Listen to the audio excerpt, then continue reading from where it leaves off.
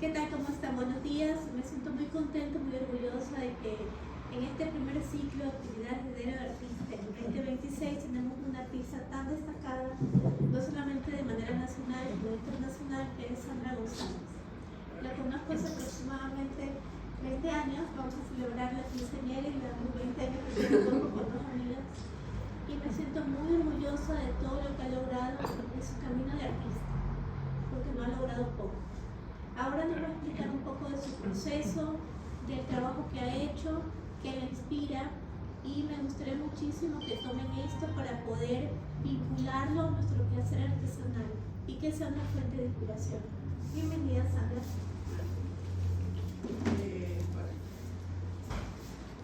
Bueno, yo sí, mi nombre real en la vida de la cédula es Sandra, pero en redes en toda la vida. No toda la vida, desde los 19 años me puse de sobrenombre Lola Duchamp y de ahí se quedó. De hecho, ahora vivo en España y o sea, ya nadie me conoce como Sandra casi. Sí saben que me llamo Sandra, solo que me dicen Lola. Y bueno, como estoy un poco de visita, me sentí así como un poquito desorganizada, por eso estoy un poco nerviosa. Y justo como hoy día me acordé de algo de lo que quería hablar, porque dije, como estoy aquí, estoy encontrando como mucho trabajo que he hecho, que tengo regado en la casa de mis padres, y al mismo tiempo como que me estoy chocando con lo que he hecho allá.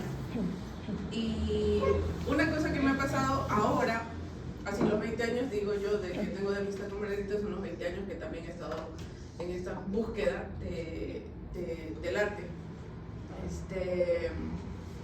Porque nos conocimos estudiando en el ITAE, y luego de eso, bueno, primero voy a empezar con lo que quería empezar, que era decirles que yo siento que yo utilizo el arte para yo explicarme muchas cosas de mi vida o explicarme la vida a mí misma.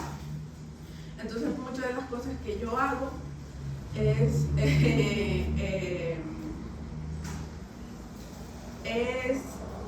digo yo, conversaciones conmigo misma de cosas que estoy pasando en ciertos momentos de la vida, y entonces eso suele ser como el hilo conductor que va en un montón de proyectos que yo digo a veces parecen sueltos, pero luego me doy cuenta que es eso, es esas conversaciones que tengo yo con lo que me está pasando en ese momento de mi vida. Y entonces, cuando recién empecé, cuando estaba más pequeña, primero aprendí, no sé, me sentía bastante frustrada en la universidad, como que yo iba por un lado y la universidad iba por el otro. Y entonces empecé a dibujar bastante por una casualidad también de algo que sucedió en la universidad, que a mí me daba como vergüenza cuando recién, eso pasa, parece que es normal, cuando aprendes a dibujar, que siempre estás borrando con lo que dibujas. Entonces el profesor que tenía en ese momento me dijo, ya no vas a poder borrar, vas a empezar a tener que dibujar solo con marcadores. Y entonces si te equivocas vas a tener que dibujar encima para que veas el error que has cometido. Y entonces eso me ayudó a dejar en realidad de tener miedo a equivocarme. Y por otra parte, me quedé dibujando en marcador durante no sé cuántos años. Les traigo dibujos originales que estaban en la casa de mis padres, de un montón de épocas, para que se los pasen y los miren si quieren. Y bueno, en ese momento iba dibujando de cosas que me interesaban, sobre todo me doy cuenta que esa era una época en la que hablaba mucho como de cuestiones familiares, porque era lo más cercano que tenía. Familiares me refiero a mis padres, a mi hermana, cosas que teníamos de nuestra relación. Y luego, lo siguiente que les puedo decir es que a lo que salí, unos años antes de terminar la universidad, profesora de primaria, de arte de primaria. Y entonces, en ese momento, es cuando digo que empiezo yo a esta cuestión de necesito explicarme lo que está pasando en la vida. Hago esta revista que se llamaba La Licuadora, que era para niños y adolescentes, que era sobre arte, literatura y música, y tenían referentes locales, tenían referentes internacionales, y la revista surge de esta que yo me había dado cuenta en ese momento, que era los niños y los adolescentes sí quieren aprender sobre arte, sí quieren aprender sobre todas estas cosas, pero no se les está dando en un lenguaje que puedan entender. Entonces, y que sea amigable para estas personas. Esta revista además yo pienso ahora, hoy en día, que funcionó también porque casi las redes no estaban desarrolladas. Entonces no tenía, los niños, esto es del 2011, los niños no tenían como tanto acceso al conocimiento, digamos, que ahora hay de la gente que crea contenido, que es mucho más accesible, pero en ese momento funcionó. Y luego, a partir de esto yo pienso, creo que me quiero dedicar al mundo editorial y me voy a México, me dan una beca para estudiar producción editorial. Y allí hago un proyecto de un libro, debí haberlo traído, eso sí lo tengo, que no llegó a editarse, pero existe. Es sobre una investigación sobre caricatura política ecuatoriana. Y ahí me empiezo a dar cuenta que me gusta mucho como un lenguaje que está, los lenguajes o cosas que están por fuera de lo que se considera como el gran arte, cosas como el cómic, cosas como revistas, y en ese momento ya tenía una cercanía con algo que se llama el fanzine. Y en ese momento que estoy también en la universidad me doy cuenta, ¿saben qué? Yo estudié esto, pero creo que no quiero ser editora de libros, lo que yo quería era ser autora, me di cuenta de eso. Entonces regreso. En ese momento yo me había casado, me divorcié, hago además una exposición como súper grande para explicarme como mi propio divorcio, que Margarita tiene el afiche aquí en el baño, creo. Sí. De esa exposición. Y un poco en esa exposición ya es más palpable esto, porque lo que yo intento en esa exposición es reconstruir un mito, que es el mito del hilo de Ariadna. Se llama El hilo de Ariadna, cómo curar el corazón roto. Y entonces, en ese momento, lo que yo intentaba era, en el mito original, Ariadna se enamora de Teseo se la lleva, le dice, si tú me das el hilo, no sé si lo conocen, si tú me das un hilo y yo así mato al Minotauro, nos vamos a casar y vamos a ser felices. Se la lleva y la deja botada en una isla. Y con el corazón roto ahí, viene Dionisio, la encuentra, se enamora de ella y como que la trata de lo mejor y la convierte en una galaxia. Entonces yo utilizo ese mito con mi lenguaje para hacer una historia donde supuestamente está Ariadna en la isla, en realidad se encuentra con un montón de amigas y familia que como que le recuerdan quién es, y al final ella como que se convirtiera en su propio Dionisio, como que no necesita que Dionisio la encuentre, sino que ella misma se conoce.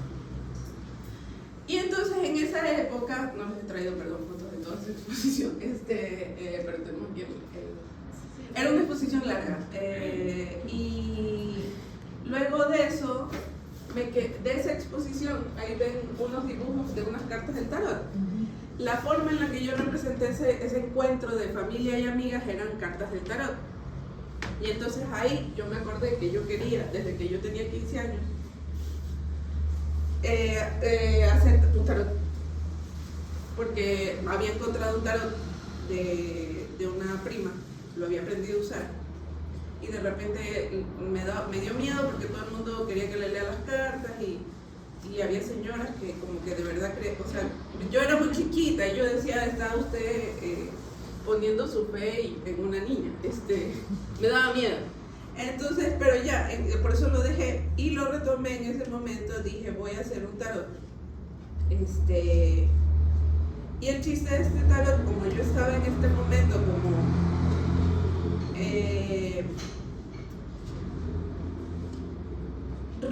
tratando de construir, creo yo, lo que significaba para mí ser mujer y qué poder tenía ser mujer. Entonces, si tú, aparte de este tarot tiene como que todo está feminizado. No es el tarot, pues, por ejemplo, tiene una carta que se llama el loco, aquí hay una que se llama la lunática, todo está feminizado. Y los reyes se convirtieron en diosas y luego todo está feminizado. Entonces, por si lo quieren ver, esto se llamaba, aquí venía con un librito, pero el libro está lejos. Este es de Margarita, por si acaso. El tarot en sí completo ya no existe, porque ya se acabaron las copias. Y luego de eso retomé como me faltó algo que siempre lo he necesitado, como el trabajo colectivo, y el fanzine tiene mucho de trabajo colectivo porque puedes hacer un fanzine entre muchas personas. Y empecé a hacer este fanzine acordándome en ese momento.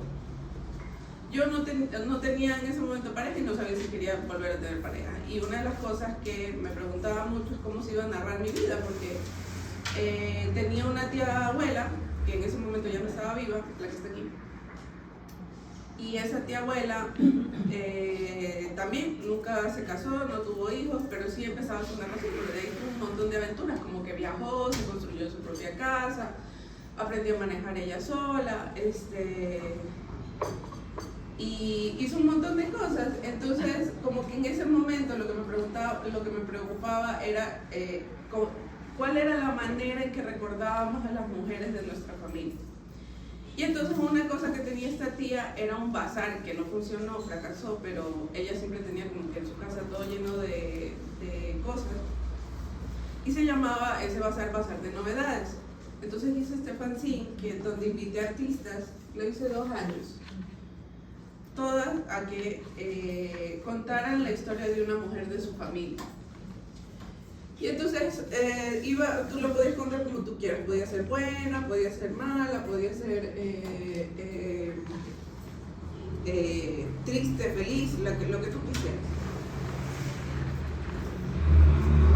Y se hizo 2 años, luego ya me fui a estudiar primero a España y luego ya me quedé ahí viviendo.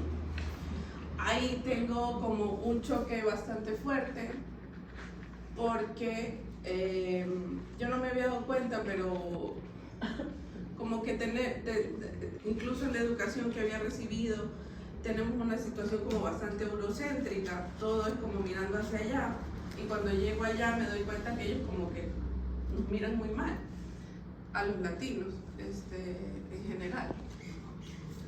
Entonces les traigo es un fanzine que fue la conclusión de este estudio que hice allá, que era un máster en investigación en arte, y que tenía que haber durado 1 año. A mí me coge la pandemia ahí, entonces eso yo lo extendí, y entonces hice muchos trabajos que yo me daba cuenta, después de un tiempo me di cuenta que era como que yo estaba peleando con cada proyecto que hacía por definir, yo soy esto, esta es mi identidad, o digamos como que desde esta latinidad, ¿cuál es mi identidad? ¿Qué significa eso? Y que todo el tiempo estaba yo peleando con eso, pero eran trabajos incompletos, como que decía, empezaba uno y decía, pero esto no es, empezaba otro y decía, esto no es. Y entonces al final hice un fanzine que se llamaba El diario de pesadillas de una jíbara caníbal, porque juntaba todos estos proyectos, porque era un momento en donde yo me di cuenta querer definirme como una sola cosa sea, eso no existe, nadie es una sola cosa.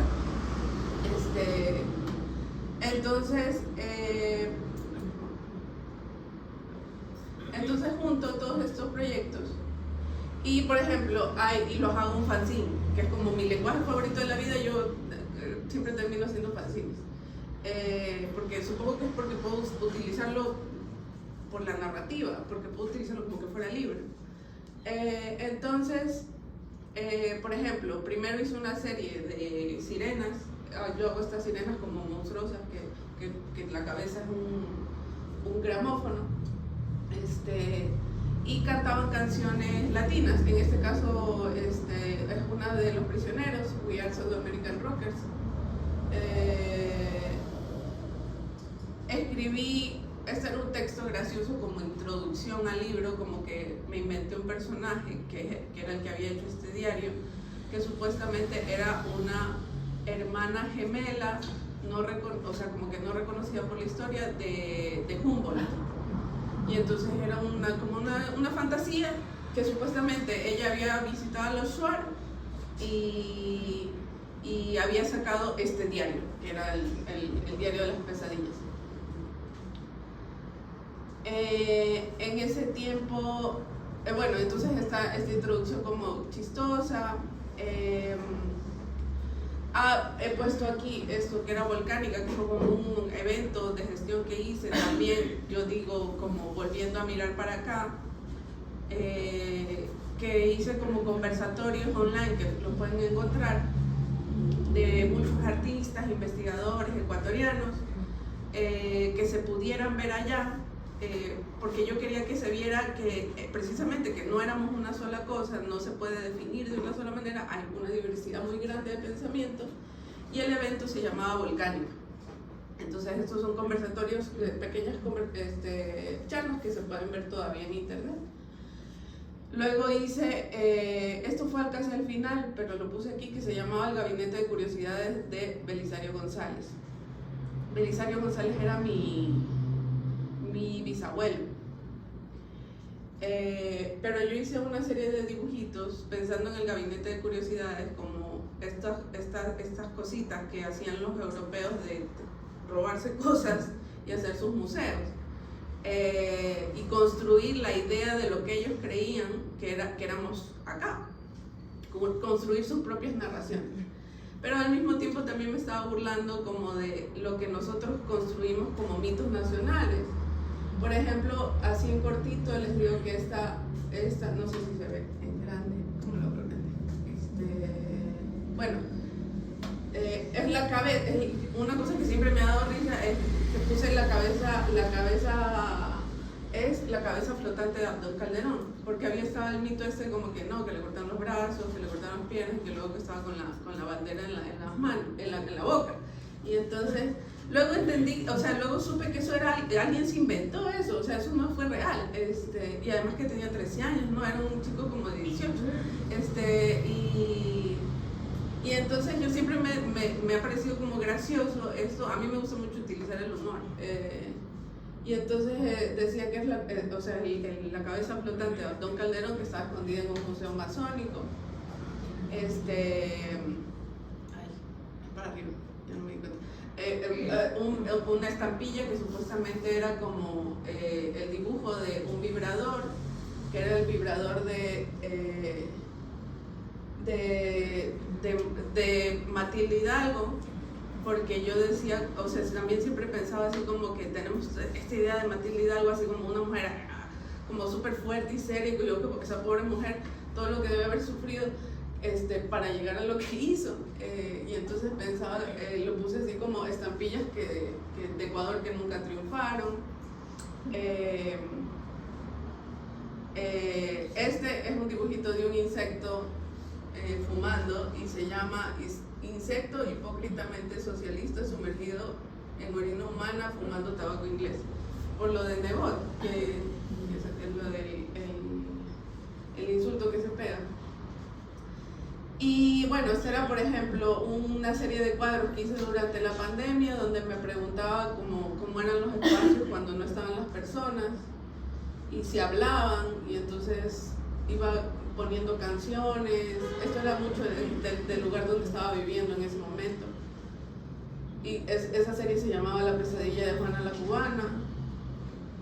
Esto era un cuadro como de una serie que digo en un momento como de duelo migratorio intenso, pero donde todavía estaba como jugando con este humor, porque ahí donde vivo hay como muchas babosas y muchas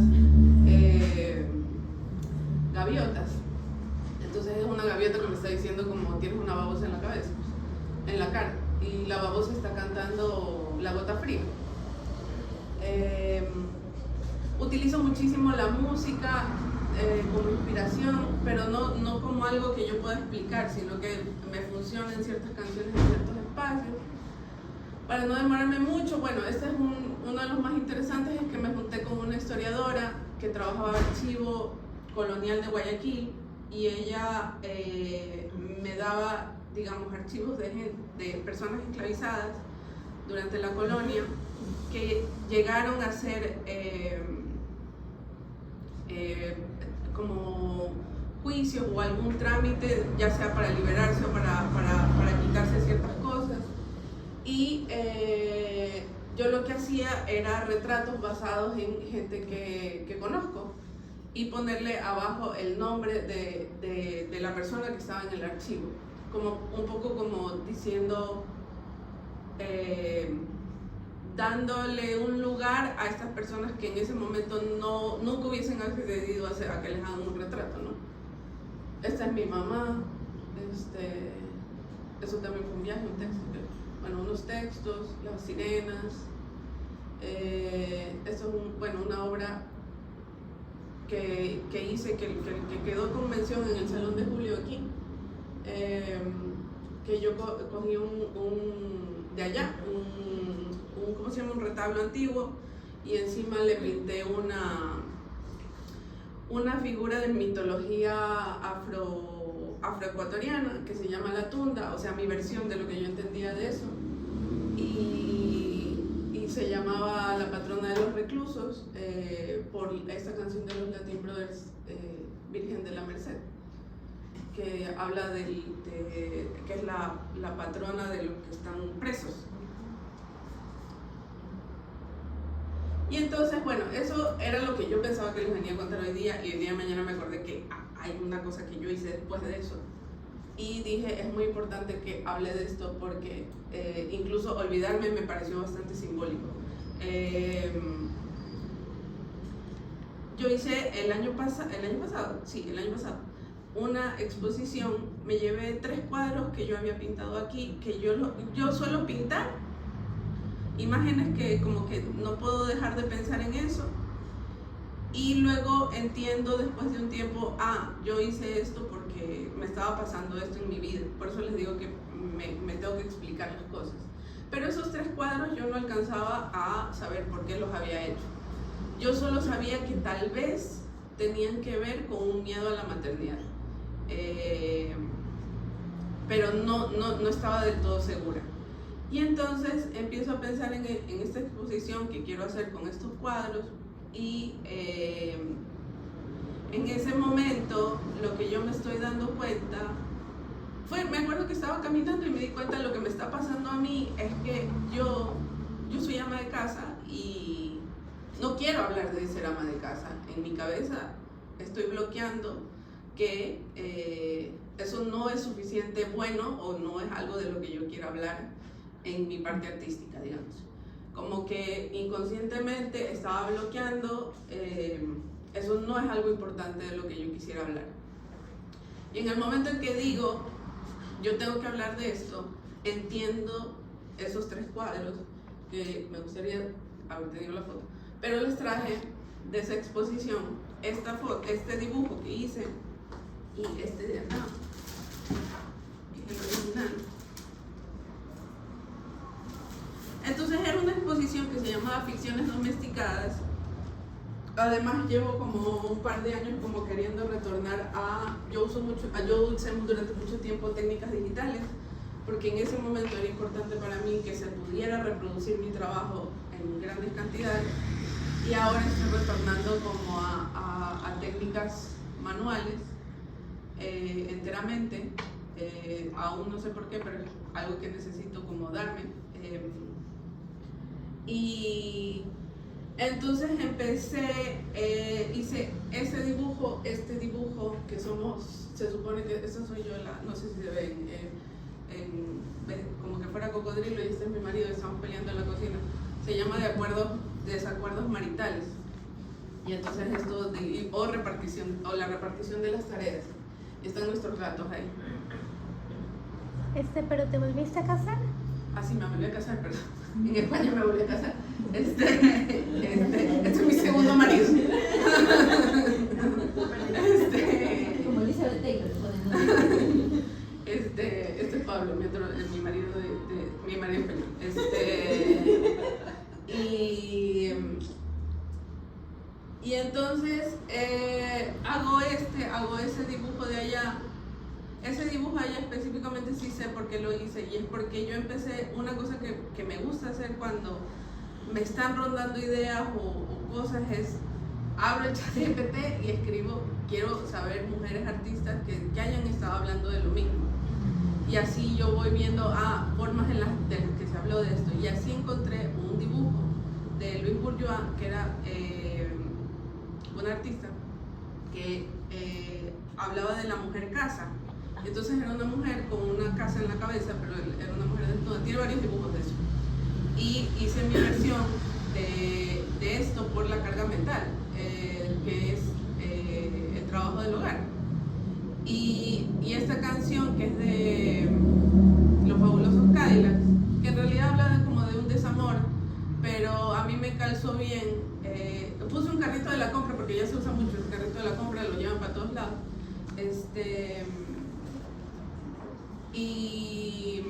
Y por eso le puse esto de no quiero morir sin haber amado, pero tampoco quiero morir de amor, como pensando en esa idea del amor como el cuidado, pero también es como una carga de trabajo que no se reconoce.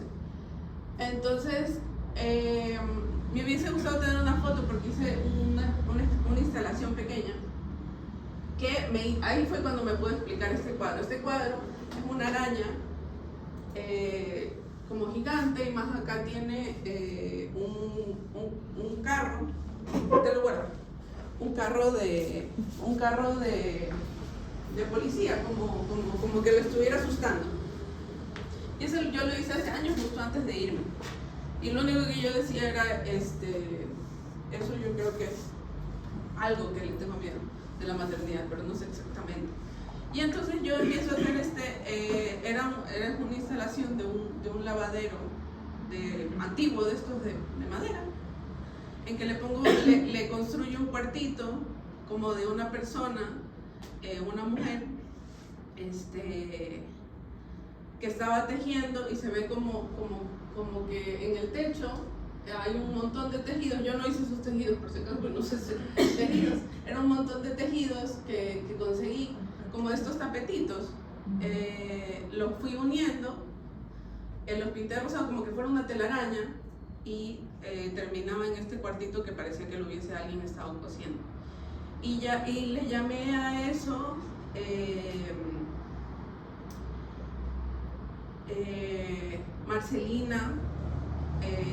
Marcelina escuchó un ruido, o el bolero de Ravel.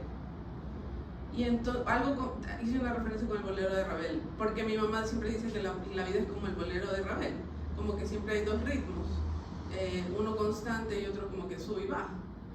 Y pensaba eso como en las tareas que están todos los días siendo sostenidas, las tareas de la casa, y luego están los otros sub y bajas. Y Marcelina era mi bisabuela, que era lavandera, o sea, pero que le lavaba la ropa a la gente. Y conecté, o sea, es como que esta araña fuera Marcelina. Y en ese cuarto de Marcelina yo conseguí una miniatura que yo dije, esto es. Era un cuadro, que además me obsesioné por conseguirlo, de la Anunciación de María. Y entonces este cuadro de repente me hizo sentido. Y yo, este cuadro de acá es una anunciación, sino que es mi versión de la Anunciación. está ese carro de policía como que te juzga en este papel de si quieres o no quieres ser madre, no sé qué, es como que te sorprende, y Marcelina estaba ahí como sorprendida, digamos. Llamé a la araña Marcelina. Y me sirvió, bueno, porque ha sido como años, estos cuadros eran 3 cuadros que yo había pintado en el 2018 tal vez, y recién como que me hicieron sentido ahora. Y luego hice estos otros como que también conversaban. Esto es uno que estoy pintando, esto es una imagen que siempre estoy pintando, que tengo una sensación de que allá cuando pienso en mi identidad a la final, pienso en un cocodrilo o en un caimán. Y entonces es como un caimán en una taza de café. Y yo no sé si han visto esa tarjetita que es el ánima sola, que es una mujer que como que se está quemando. Sí. Entonces como que esta es mi versión del ánima sola. Esa es una imagen que tal vez todavía también le he pintado así en un retablo antiguo, porque eso de pintar sobre retablos antiguos me gusta a mí. Tal vez no me la termino de explicar, pero creo que tiene que ver con toda esta conversación, como también con la situación de lo sagrado y de creer que todo el cuidado también es sagrado. Ah, mira, pero este es el afiche, y aquí se ve en chiquito. No, se está viendo en un lugar donde yo no quiero que se abra. Bueno, ahorita les voy a enseñar cómo se ve un poquito cómo se ve la instalación esta que les digo de la miniatura que terminaba en la telaraña. Pero es que este es el afiche de la exposición. Entonces era no sé si se va a abrir. Yo espero que sí.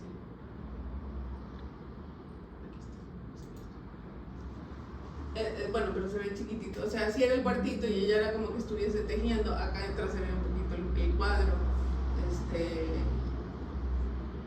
Y bueno, eso quería contar. Sobre todo quería contarles esta última parte porque dije hasta ayer yo pensaba que solo les iba a contar lo del diario de pesadillas, y de repente el día de mañana me acordé, esto también lo hice, y me parece como loco que me haya olvidado, porque pienso que de nuevo estoy cayendo en esto de no querer hablar de esta parte de mí. Y eso, y ya. ¿Eso es? Creo que sí. Pero que tengan preguntas. Chicas, ¿tienen alguna pregunta, inquietud, duda? Este es el momento. Bueno, por mi parte, me parece hasta cierto punto fascinante ver la forma en que se usa el arte como una catarsis o algo guiado por el subconsciente, y que lo hace usted y luego de un tiempo se explica, lo hice por tal cosa. Entonces es un retroceso y un análisis a posteriori, ¿no?, del arte que ha usado, y me parece súper chévere el tema de poder usar el arte así, y la cuestión de hacerla también las exposiciones de diferentes temáticas artísticas, aunque no las haga usted, como el tema del tejido y esto, para simbolizar ciertas cuestiones como la parte doméstica, ¿no?, que siempre nos afecta a las mujeres de una u otra forma, así sea que nos dediquemos a las labores del hogar o que nos dediquemos pues simultáneamente a la vida profesional y a la del hogar, porque no podemos escapar de eso. Pero me parece súper interesante ver cómo hace la simbiosis de las dos formas de ser. Porque sí fue como, esa última parte fue como difícil para mí, como reconocer, o sea, que ser ama de casa no me hace menos artista. Y no me daba cuenta que eso era algo que me pesaba mentalmente.